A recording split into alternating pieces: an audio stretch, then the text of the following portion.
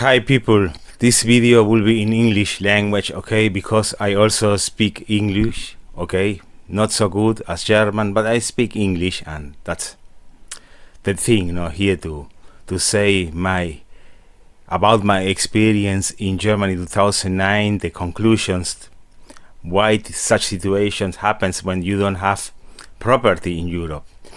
Because to find a job, you need to have first a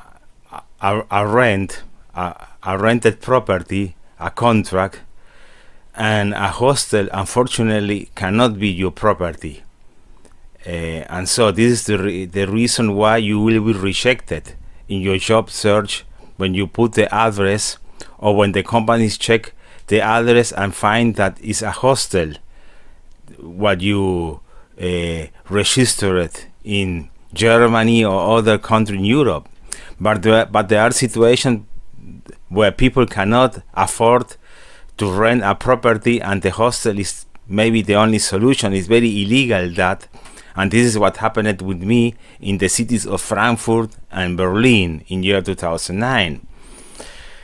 But the other thing is that the lack of legal certainty in all Europe.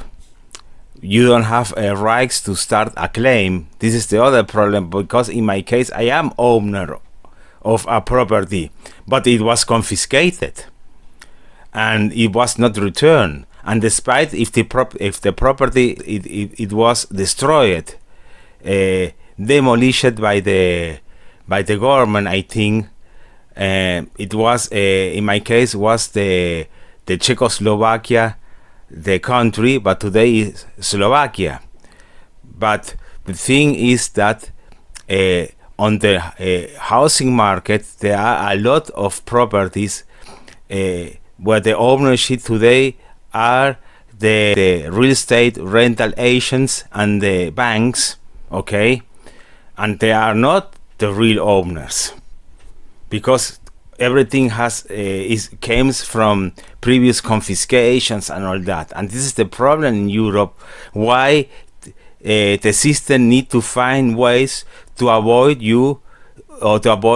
that you start a claim for the recovery of the property. That was the lesson in year 2009, because people that don't have a place to live in Europe, they are not guilty about such situation in the case of confiscation and displacements and what is related to war damages and all that.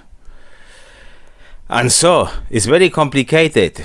And I think that in Europe, after the Second World War, the system changed all the rules on its legal procedures to avoid the claims of the affected people, to avoid claims. And this is how it unfortunately works today, because you don't have the way to receive back your property.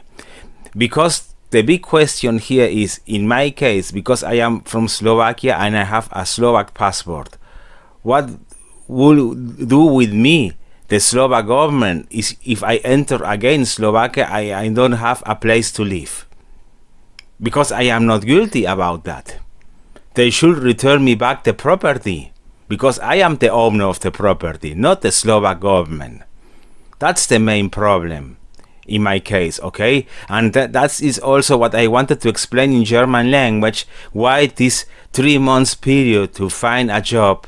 And if you don't find a job, you will be expulsed from the country. You need to go to another place. But the question is, in which country? Because in the other country will happen the same. At the end, I end as a homeless on the street, without money, without resources. That's the problem with such a system in all Europe, because the system is adapted to avoid, in cases of people that were affected by confiscations, genocides and all that, the return of their assets and property, because nobody will pay back for the damages. That's also what I wanted to explain. And so it's very complicated, because the big question that I make here, and if someone can answer is with your passport of a country like Slovakia. You enter the country and you don't have a place to live. What happens in such situations? You end on the street living as a homeless, or there are some laws, something that provides you protection. Okay, so it will be very good if someone can answer that. And so I end here this video, and thanks anyone to hear me. And so the best for everyone.